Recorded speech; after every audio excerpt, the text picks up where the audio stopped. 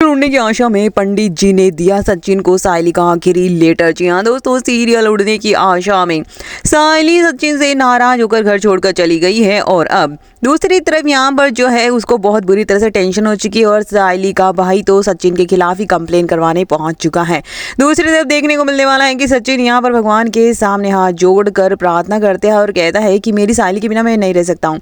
और उसे बहुत पछतावा हो रहा होता है, उसे सब कुछ याद आ रहा होता है सायली के साथ बिताए हुए हर लम्हे, हर दिन, हर पल, किस तरह से सायली उसका ख्याल रखती है। पूरे परिवार के ताने सुनते हुए बेचारी सचिन का साथ कभी नहीं छोड़ती और सचिन को उसकी आदत सी हो चुकी है।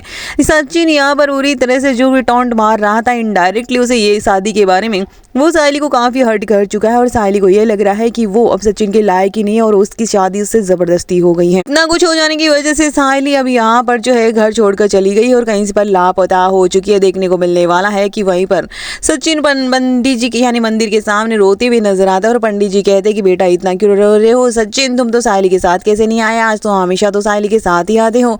और भाई बहुत ही बड़ा यहाँ पर जो पांडाल लगने वाला है उसका भी काम सायली को देना है। जिसके बाद सचिन कहता है कि पंडित जी क्या आपने सायली को देखा था? पंडित जी कहते हैं आई तो थी सुबह, लेकिन उसके बाद मैंने उसे कहा था कि कोई काम है तुम वापस शाम को जरूर आना, लेकिन उसके बाद मैं इंतजार ही कर रहा हूँ, वो अभी तक लौट कर नहीं आई है।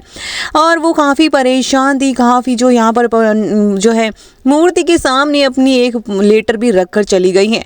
जिसके बाद पंडित जी को सचिन कहता है कि वो कहाँ पर है लेटर। वो घबरा कर वो लेटर पंडित जी से लेता है और पंडित जी कहते हैं पता नहीं वो रो तो बहुत रही थी, मैंने पूछा भी था लेकिन उसने कोई जवाब नहीं दिया, यहाँ तक कि उसने ये भी नहीं कहा कि वो लौट कर आएगी। जिसके बाद सचिन के होश उड़ जाते। सचिन लेटर खोल कर देखता है सायली, इसमें सायली यहाँ पर सचिन को कहती है कि भाई तुम अपना ख्याल रखना, मैं तुमसे बहुत प्यार करती हूँ, लेकिन मुझे लगता है कि अब हम दोनों एक दूसरे के साथ नहीं रह सकते हैं। और यहाँ पर जो है सायली ये कहकर उसे अब आखिरी अलविदा कह के उस लेटर को जो है पढ़कर सचिन काफ़ी इमोशनल हो जाता है और सायली की याद करते नजर आता है और सायली को ढूंढने की कसम खा लेता है। और यहाँ पर देखने को मिलेगा कि सचिन अब सायली को ढूंढने के लिए दर बदर भटकते नजर आएगा, यहाँ तक कि खाना पीना सब कुछ छोड़ देगा। देखना दिलचस्प होगा कि अब कहानी में कैसे होता है सचिन सायली का मिलन।